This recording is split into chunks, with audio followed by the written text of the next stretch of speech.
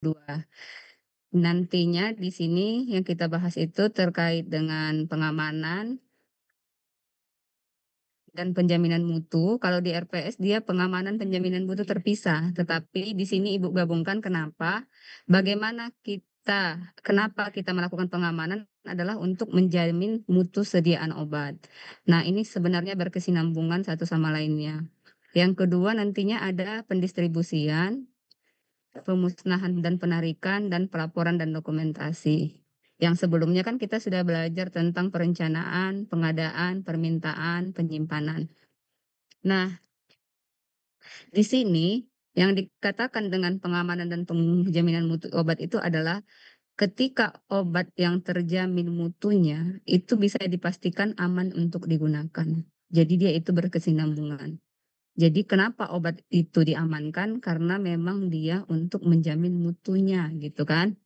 Nah, jadi pengamanan obat itu sangat penting untuk mencegah penyalahgunaan, kerusakan, dan kehilangan obat. Jadi kalau kalian bisa lihat, ternyata kenapa obat itu harus dilakukan pengamanan yang sesuai dengan standar, dia itu untuk mencegah penyalahgunaan, tidak boleh disalahgunakan oleh siapapun, kerusakan, untuk tidak mencegah terjadinya kerusakan, dan bahkan obat-obat hilang. Nah, tujuannya itu menjamin keamanan, efektivitas, dan efisiensi dalam penggunaan obat. Jadi, tujuan pengaman itu, jadi pengobatan yang kita lakukan itu lebih efektif, efisien dalam penggunaan terapi obat.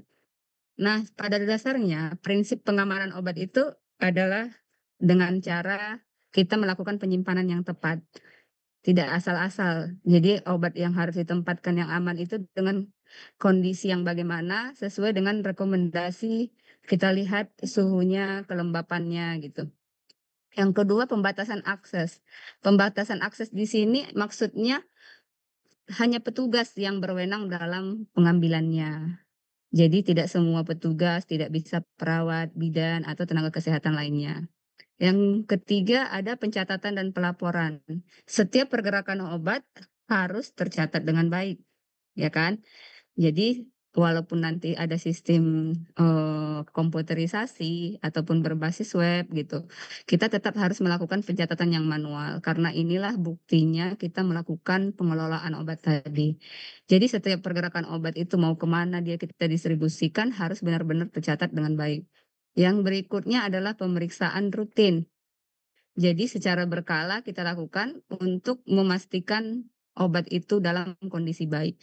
Kalau kita tidak bisa jadi ternyata pas stok opname sudah hilang gitu kan. Nah, berikutnya ada penyimpanan yang tepat. Ini kayaknya sama ini. Nah, di sini tujuan pengamanan obat itu tadi kan melindungi obat dari kerusakan fisiknya dan pencurian. Yang kedua, dia itu menjamin bahwa obat yang digunakan dengan cara yang tepat dan sesuai dosis gitu. Jadi yang kita gunakan itu bisa sesuai dosis kalau kita membuat pengamanan yang tepat. Yang ketiga, kita dapat memastikan obat dengan tepat dan efektif untuk digunakan.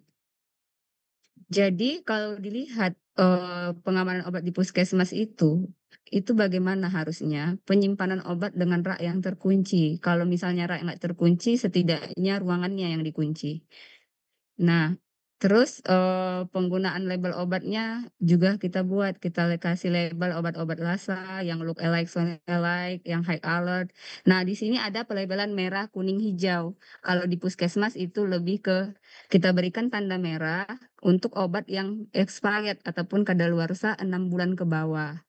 Nah, untuk label kuning yang bagaimana, Bu? Yang expirednya 6 bulan sampai 18 bulan.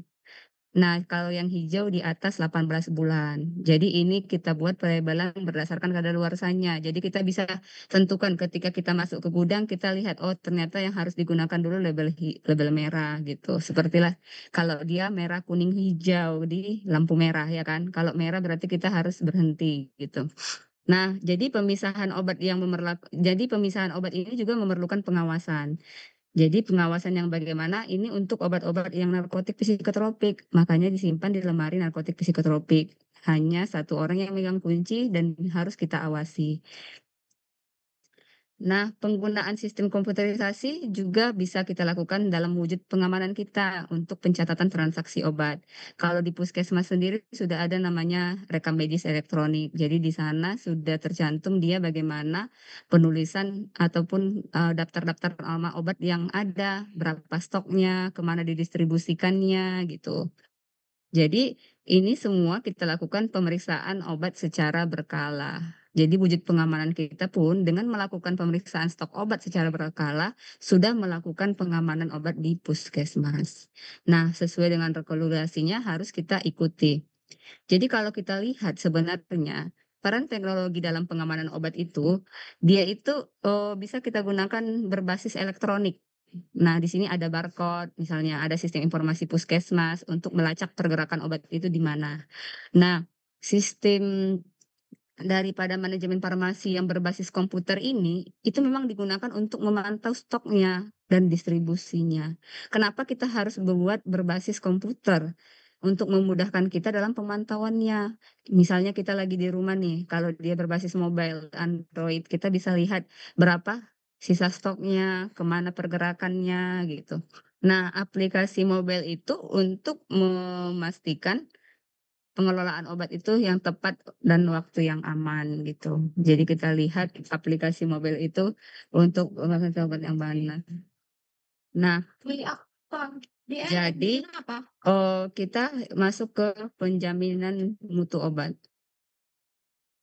Oh, tuh kalau Nah, penjaminan mutu obat itu sebenarnya apa?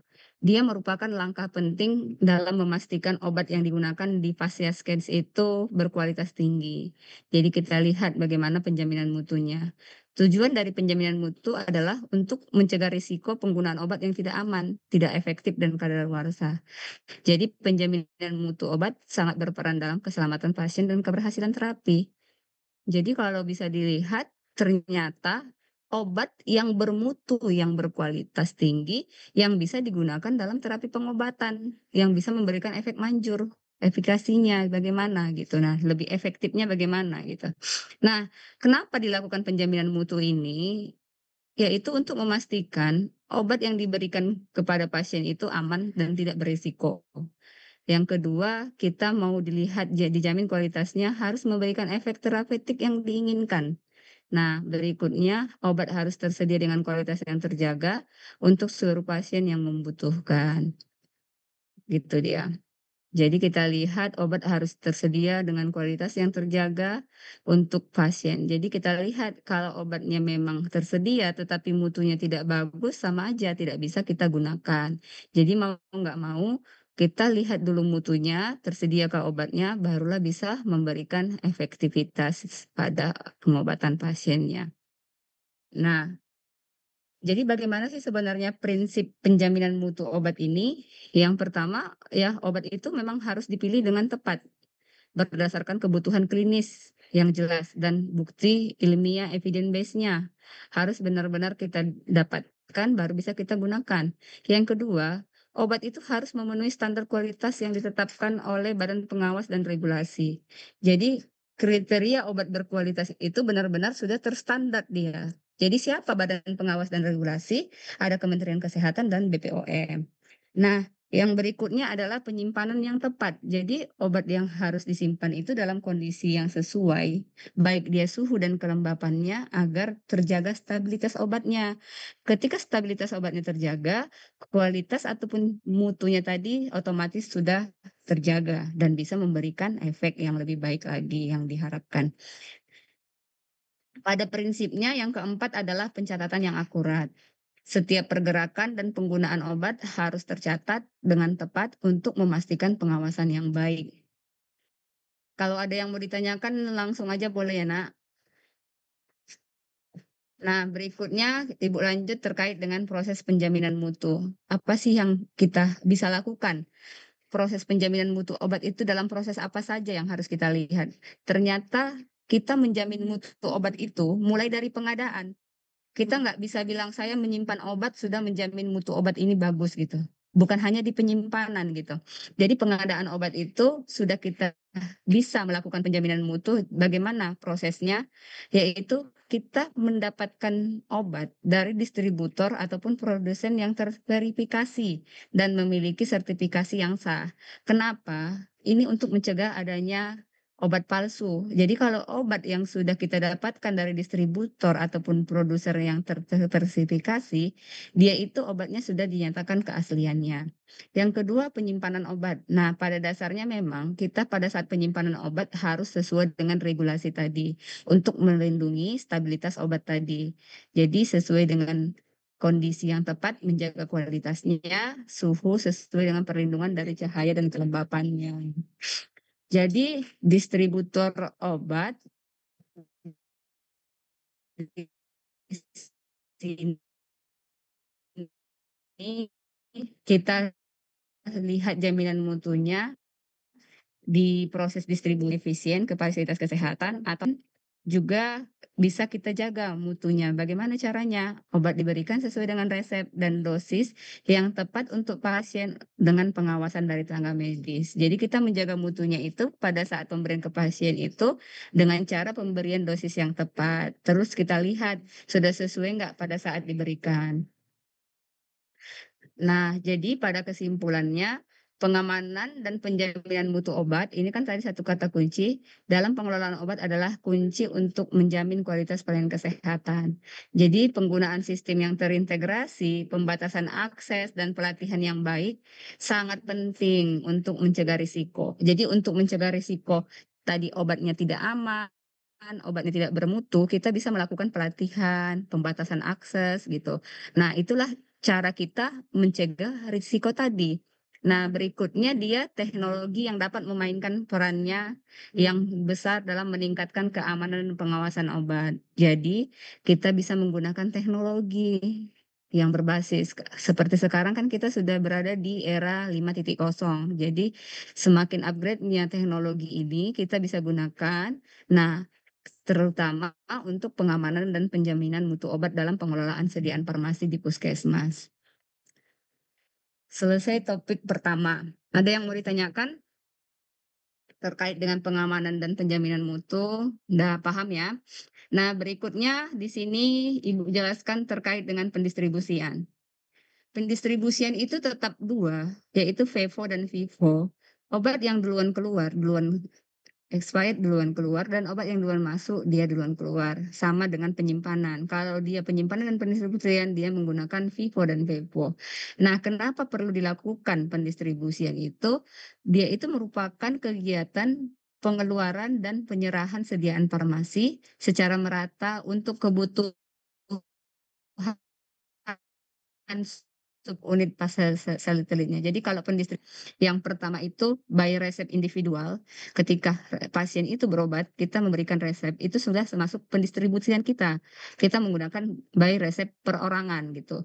Yang kedua, dari mana Bu? Untuk ke subunit satelitnya di sini, satelit yang dimaksud itu seperti poli, atau kalau sekarang namanya klaster gigi, poli umum gitu. KIA, kesehatan ibu dan anak, imunisasi, poli-TB, HIV gitu. Ke situlah kita mau distribusikannya. Dan jaringannya yang mana, Bu? Kalau jaringannya yang mempunyai puskesmas pembantu, seperti di Puskesmas Selayang sendiri, itu ada dua puskesmas pembantu, Puskesmas Tanjung Sari dan Asam Kumbang. Jadi pendistribusian itu dia berdasarkan permintaan dari jaringannya tadi, dari unitnya tadi, baru kita distribusikan. Nah, tujuannya itu kita memenuhi kebutuhannya di berbagai wilayah kerja kita, baik dia berdasarkan jenisnya, mutunya, jumlah, dan waktunya. Jadi di sini pendistribusian yang Ibu bilang tadi itu terdiri dari resep individual, individual prescribing, dan distribusi ke unit-unit. Nah, subunit yang ada tadi yang Ibu jelaskan bisa jadi dia ke puskesmas membantu, keliling. Kalau biasanya puskesmas keliling ini banyak di daerah-daerah. Kalau di Kota Medan sendiri tidak ada lagi. Nah, di sini ada posyandu. Nah, subunit pelayanan ini seperti poli-TB, poli-gigi, IGD gitu.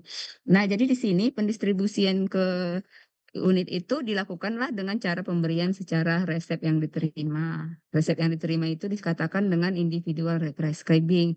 Tapi kalau dia pemberian obat per sekali minum, itu dispensing unit, dosis unit. Nah, ini kebanyakan di rawat inap, di rumah sakit, puskesmas rawat inap. Nah, jadi kalau pendistribusian ke jaringan ataupun ke unitnya tadi dengan cara penyerahan obat sesuai dengan kebutuhan disebut dengan floor stock. Jangan nanti pada saat PKPA ataupun apoteker ditanya bagaimana sebenarnya proses distribusi ada floor stock. Artinya apa? Kebanyakan mahasiswa itu menjawab stok lantai gitu ya. Dia mengartikannya dengan bahasa, oh ternyata floor stock itu kalau di Indonesia kan stok lantai. Jadi kebanyakan memang menjawab stok lantai gitu. Jadi kalau kalian pahami, itu sebenarnya berdasarkan unit. Misalnya ada permintaan dari Poligigi, berapa handscoon, berapa masker. Nah, berdasarkan permintaan itu kita berikan yang sesuai. Itu namanya sudah floor stock. Di stoknya berdasarkan kebutuhannya, bukan stok lantai ya.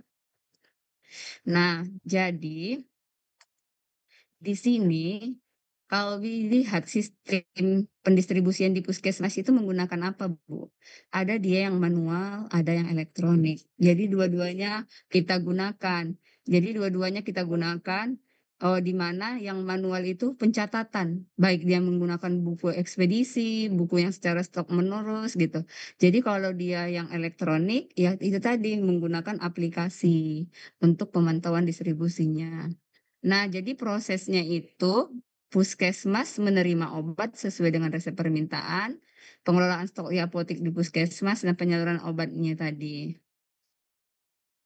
Nah, di sini sebenarnya langkah kita dalam melakukan distribusi itu apa saja?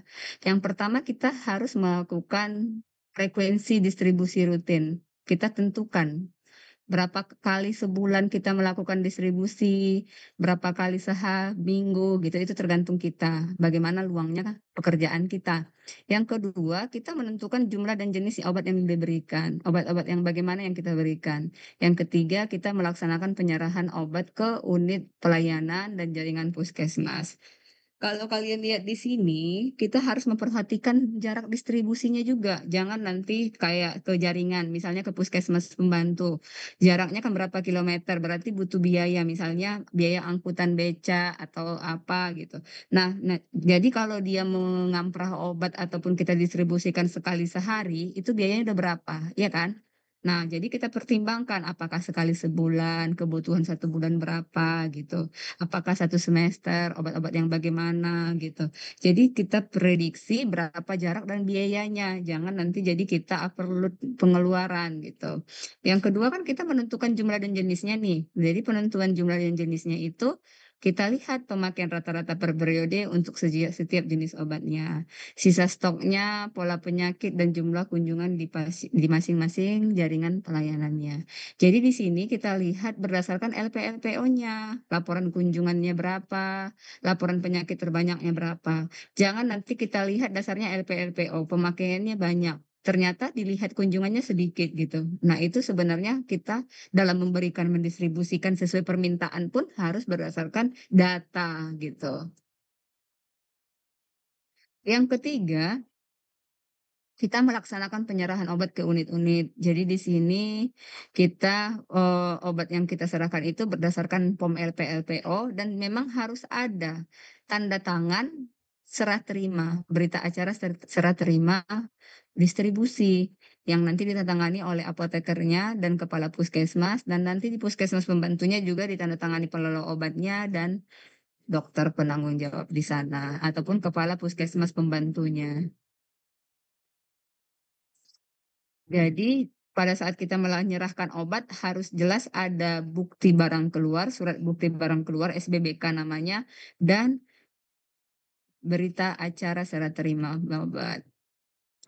Selesai yang kedua. Untuk poin distribusi ada yang mau ditanyakan?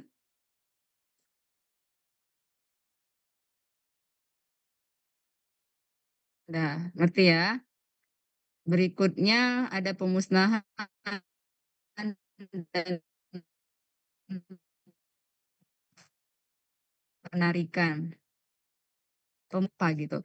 Sebenarnya obat-obat yang bagaimana yang perlu dimusnahkan dan ditarik gitu kan. Jadi pemusnahan penarikan itu sebenarnya tidak memenuhi standar peraturan perundang-undangan. Misal, contoh saya berikan. Kemarin ada kasus paracetamol sirup dari berbagai produk tidak bisa pakai karena memang dilihat ada efek samping obat yang KALB, kejadian luar biasa, di mana, ini obatnya itu tidak bisa digunakan karena ada cemaran. Nah, di sini kita disuruh melakukan penarikan, perintah penarikan oleh Balai POM. Jadi disebutlah itu mandatory recall.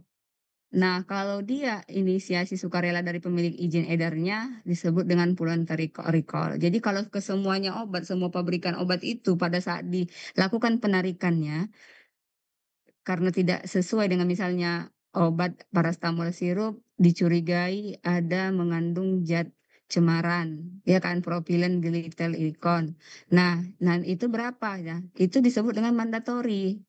Tapi kalau misalnya hanya satu pabrik, misalnya paracetamol sirup buatan Sanbe Farma, buatan Kalbe Farma gitu, ditarik izin edarnya. Itu cukup dengan disebut dengan voluntary recall. Nah, tetapi harus diberikan juga laporan kepada Kepala Balai POM gitu. Jadi harus dibedakan yang secara umum harus ditarik dan ada yang memang hanya pabrikan yang satu yang bermasalah ataupun nomor izin edarnya aja yang registrasi yang untuk misalnya pabrikan ataupun produksi ke satu di tahun 2025 bermasalah, itu aja yang diambil gitu, yang ditarik izin edarnya. Itu disebut dengan voluntary recall. Tetapi kita tetap harus melaporkannya ke BPOM. Jadi di sini penarikan bahan medis habis pakai itu dilakukan terhadap produk izin yang dicabut oleh menteri. Jadi Menteri Kesehatan sebenarnya yang mencabutnya karena ada masalah kemarin.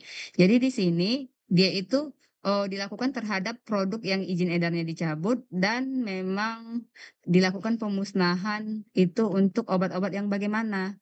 Obat yang tidak memenuhi persyaratan mutu, telah terjadi kadaluarsa atau tidak memenuhi syarat yang digunakan dalam pelayanan kesehatan atau kepentingan ilmu pengetahuan gitu ya. Yang berikutnya yang keempat apa?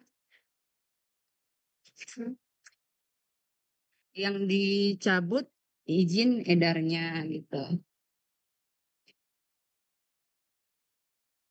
Jadi tahapan pemusnahan itu bagaimana ya gitu kan? Kita kan nih punya obat-obat kadaluarsa misalnya atau obat yang rusak tidak bisa digunakan kembali. Jadi bagaimana Bu pemusnahannya? Pemusnahannya kita buat dulu daftar sediaan obat yang mana yang mau dimusnahkan. Kenapa dimusnahkan? Tahun berapa ED-nya gitu. Nah, setelah kita menyiapkan daftarnya, kita siapkan berita acaranya. Setelah kita siapkan berita acara, kita koordinasikan jadwalnya, metodenya seperti apa dan tempat pemusnahannya kepada pihak terkait. Pihak terkait di sini kalau kita di puskesmas, kita konsultasi ataupun konfirmasi itu ke Dinas Kesehatan Kota Medan. Nah, nanti mereka yang menyiapkan tempat pemusnahannya dan melakukan pemusnahan sesuai dengan jenis dan bentuk barang yang berlaku. Jadi gini, kalau dia di puskesmas, kita masih menggunakan pihak ketiga. Nanti kita komunikasikan ke dinas, nanti bakalan dicari pihak ketiganya. Karena 1 kilo itu sekitar 5.000. Kalau dia misalnya berapa ton, kita kan bayar juga. Nah, jadi di pemusnahan ini nanti mereka yang menentukan tempatnya, jadwalnya, kita ikut untuk menyaksikan barang-barang yang kita musnahkan tadi. Jadi kalau di penarikan pemusnahan sudah, kita lanjut ke pengendalian. Jadi pengendalian ini kan dia kita lakukan untuk memastikan tercapainya sasaran yang kita inginkan. Jadi program itu tetap bisa berjalan, tidak ada terjadi kekosongan obat gitu. Jadi tujuannya tidak terjadi kelebihan dan kekosongan. Jadi kalau obat itu kosong, kita yang salah. Obat itu berlebih terjadi expired, kita juga yang salah. Jadi bagaimana perencanaan kita seperti yang Ibu jelaskan minggu lalu harus mendekati kebutuhan. Nah, jadi sebenarnya pengendalian itu apa saja? Kita bisa melakukan di pengendalian persediaan. Kita kendalikan berapa persediaan kita. Yang kedua, kita kendalikan penggunaan kita. Misalnya rada-rada mau kosong dan obatnya belum ada, kita kendalikan dulu bisa. Misalnya bisa mengganti dengan obat lain yang memiliki fungsi yang sama. Yang ketiga, dia penanganan sediaan farmasi yang hilang. Jadi kita kendalikan pada saat hilang, kadaluarsa rusak bagaimana? Bagaimana kita mengendalikannya? Itu tadi, melakukan pengamanan dan penjaminan mutu gitu. Yang terakhir di sini ada pelaporan dan dokumentasi. tanpa adanya pelaporan dan dokumentasi, pengelolaan obat yang kita kerjakan itu adalah nihil, nggak ada artinya. Dari mana kamu bisa bilang perencanaanmu kamu kerjakan, pengadaanmu kamu lakukan, kalau misalnya tidak ada dokumen resmi, tidak ada dokumen bukti nyata kamu melakukannya, itu sama dengan nol, ya kan? Nah, jadi di sini yang termasuk dengan pencatatan pelaporan tadi, dia sebenarnya masuk ke administrasi kalau di Permenkes 74 tahun 2016. Jadi administrasi itu meliputi pencatatan pelaporan serta rangkaian kegiatan dalam pengelolaan sediaan farmasi. Jadi ini bagaimana dia diterima, disimpan, didistribusikan, itu benar-benar harus tercatat, harus terdokumentasikan dengan baik. Nah, di sini kenapa kita harus melakukan pencatatan dan pelaporan? Inilah yang tadi Ibu jelaskan bahwasanya itu bukti bahwa pengelolaan itu kita lakukan. Kalau tidak ada pencatatan pelaporan, kita tidak terbukti telah melakukan pengelolaan sediaan farmasi. Padahal gitu banyaknya pekerjaan yang dilakukan. Yang kedua, dia itu sebagai sumber data kita untuk melakukan pengaturan dan pengendalian tadi.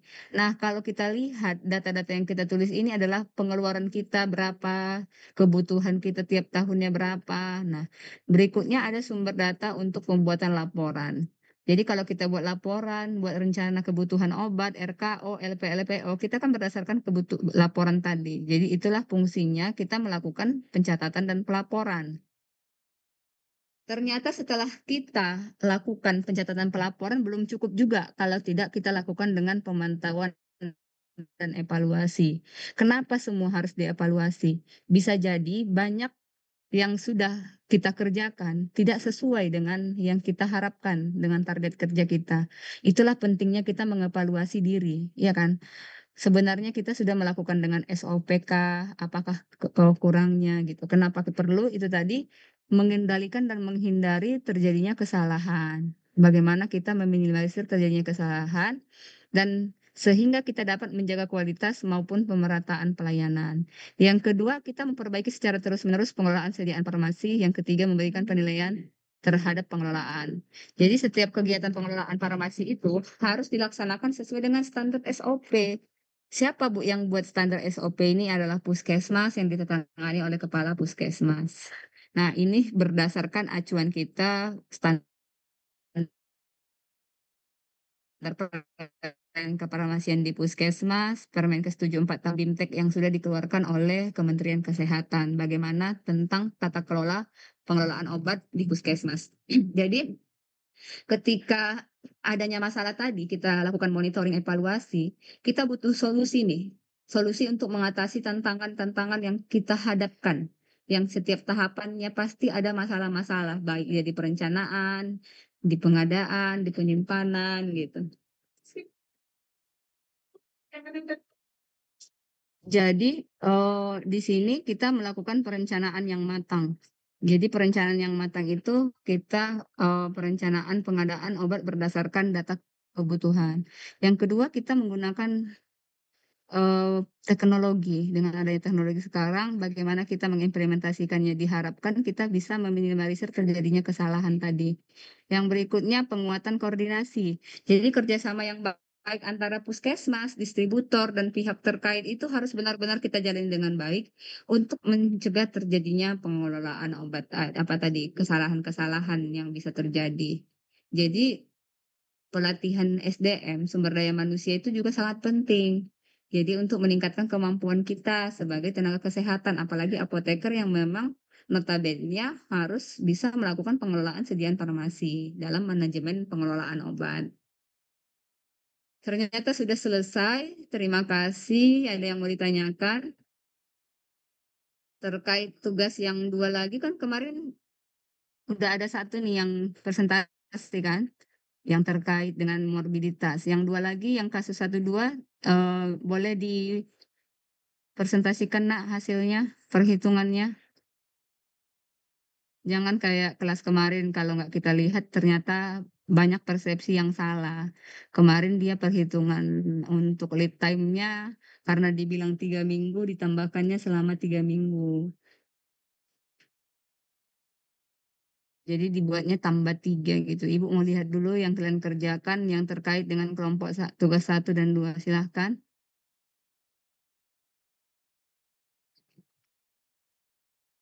Coba kalian presentasikan.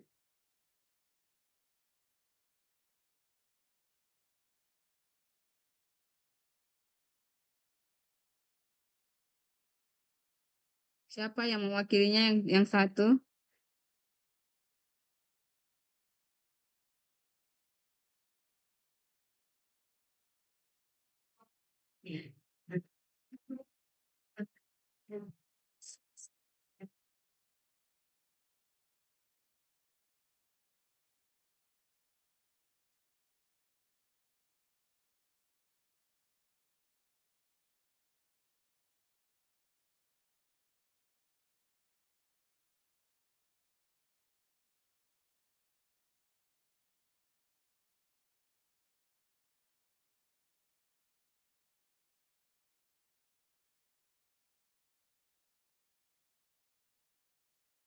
Mana tugasnya, Nak?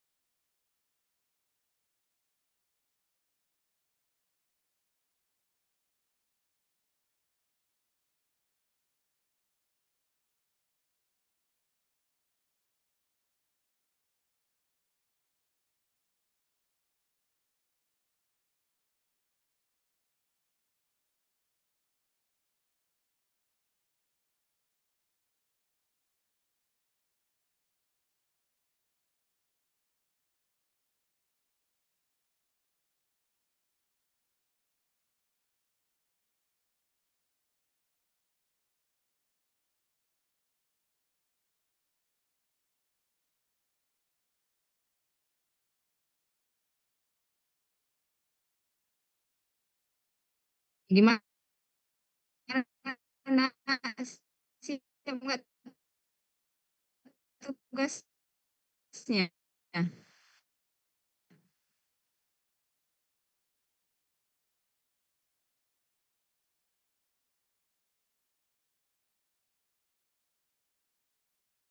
Nanti beda persepsi kita.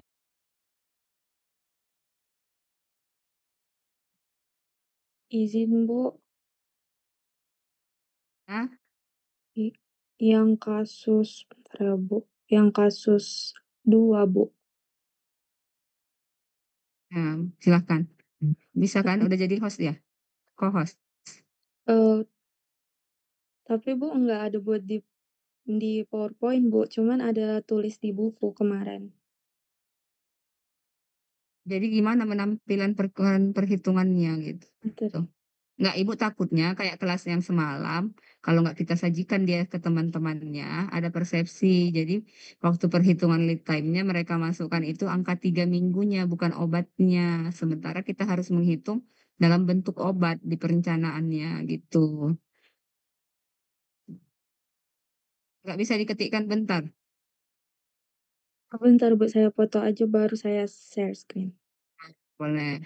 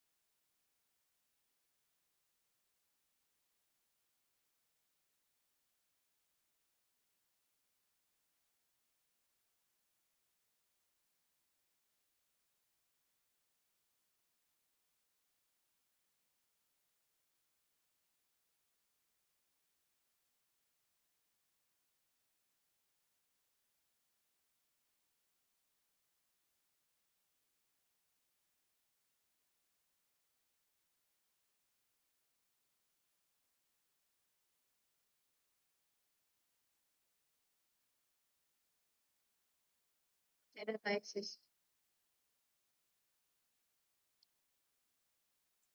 Izin apakah sudah terlihat Bu? Bisa di zoom nak. Oh, tapi kayaknya Bu emang ada salah sih Bu, di ini kan ada 2 rumus kan Bu, yang umum sama yang puskesmas. Yang ibu kasih kan yang ada kasusnya ada rumusnya kan enggak? Iya Bu, ada 2 rumusnya Bu, yang, yang Jadi secara yang mana umum ini? sama RKU. Kalau yang di atas itu yang umum, yang di bawah itu RKU Bu. Jadi sama nggak hasilnya? Beda Bu, karena saya salah di ini Bu, yang minggu itu di lead time Bu. Yang mana salahnya? Kan Delete time 3 itu ya? iya Bu. Nah, sama berarti ini sama kelas kemarin. Jadi di 3 itu nggak bisa kayak gitu. Misalnya kebutuhan lead time-nya berapa 1 bulan? Dalam lead time berapa? Dalam 3 minggu kan? Nah, Iya, dihitung dulu 1 bulan per 4 minggu berapa, baru yang dikali, dalam seminggu didapat langsung dikali 3 untuk 3 minggu gitu. Itu dalam bentuk obat. Ini udah sama kayak kelas kemarin. Kesalahannya sama. Jadi jangan nanti pas ujian itu soalnya kalian semua salah gitu. Itu maksud ibu. Jangan yang lain pun jadi nggak ngerti. Ini angka 3 ini kan yang kalian masukkan kan lead time-nya 3 minggu kan? Ini iya. dalam bentuk lead time yang kalian masukkan 3 minggu. Sementara di perencanaan obat itu harus bentuk obat. Selama 3 minggu berapa tablet dia gitu. Nah, kalau misalnya dia 4 minggu berapa? Oh, Lead time 4 minggu. Dalam sebulan lead time-nya berapa? Baru oh, dibagi 4, baru nanti hasilnya dikali 3. Yang dikali 3 itulah yang dimasukkan ke sini. Ke angka 3 yang di perhitungan RKO-nya ini. oh. Berarti Bu kan itu dia sebulan ada 3.000 tablet. Berarti Hmm, dibagi 4 minggu 4 dulu, 4. baru dikali 3 kan Bu? Iya, Oh, dibagi 4, 3.000 dibagi 4 kan dia 750. iya. 750 itulah lead time 1 minggu. Nah, kita mau pakai 3 minggu. 3 kali 750. Ini nanti kasih tahu temannya, jangan sampai ujian nanti nggak sama persepsinya. Nah, baru Oke, 3 minggu itu kali 750. Berapa? 2.000? 250. 2.250. Itu yang ditambahkan ke sini. Tambah 3.000, nah, tambah 2.250 gitu. Barulah dapat gitu. Udah mengerti. Yang lain gimana? Ngerti kan? Ngerti, Bu. Nanti dibahas ujiannya, jangan sama lain-lain persepsinya gitu.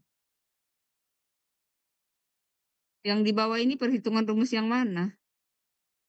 Sebentar. Kita pakai pakai yang di atas saja, Oke. yang udah Ibu sediakan. Yang Nah, yang untuk studi kasus satu mana? Oh, yang ini.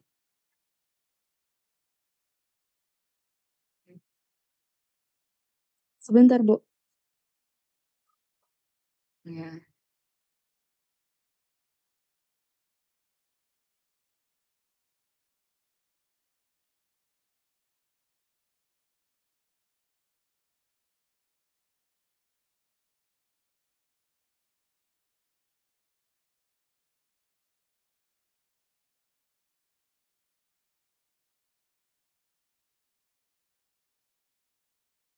Kemarin, Bu, ada 2 rumus, Bu, yang sebelah kiri secara umum sama yang rumus puskesmas, Bu.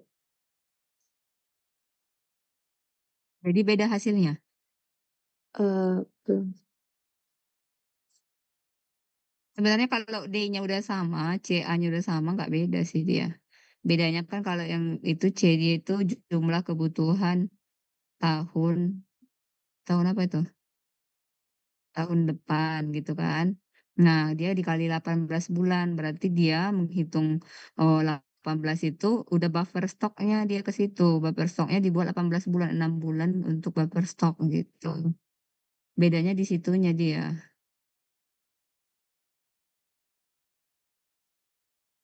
Kan nggak ada persenannya dia masukkan dia. Iya. Nah, yang untuk kalau nggak ada yang pertanyaan, yang lanjut untuk studi kasus satunya.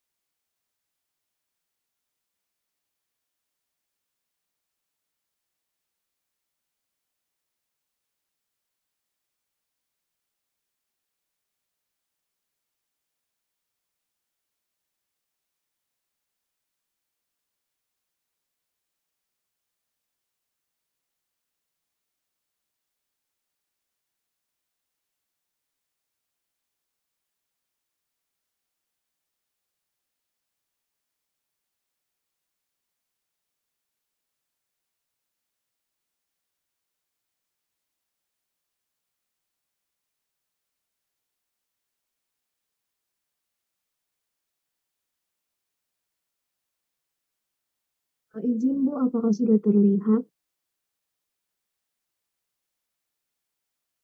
Sudah, nak?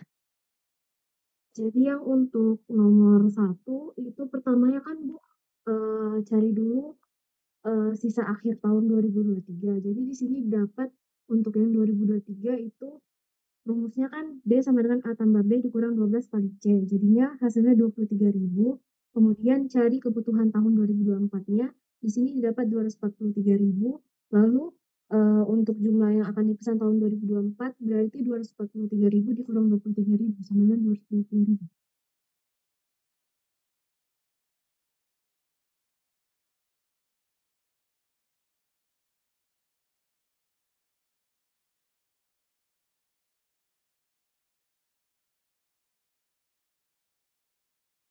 Bisa di-share screen? Oh, Ini tadi kan nggak kelihatan nih. sebentar ya Bu. Ya belum.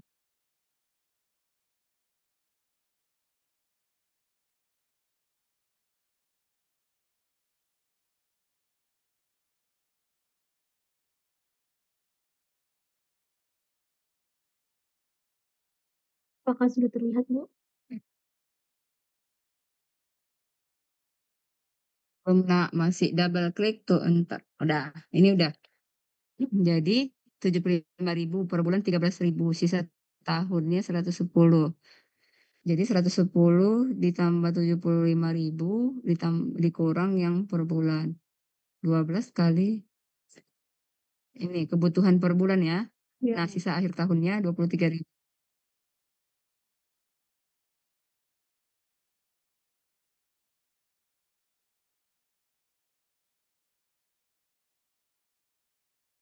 Jumlah yang akan diperencanakan adalah 23.000 tambah 243.000. Dikurangkan dengan sisanya, didapatlah dia. Nah, 210.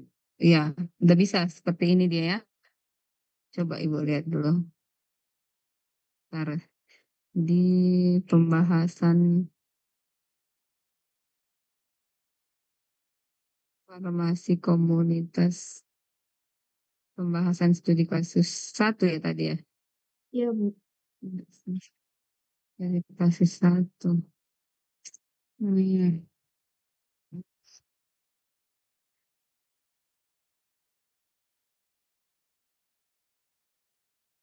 Ada baru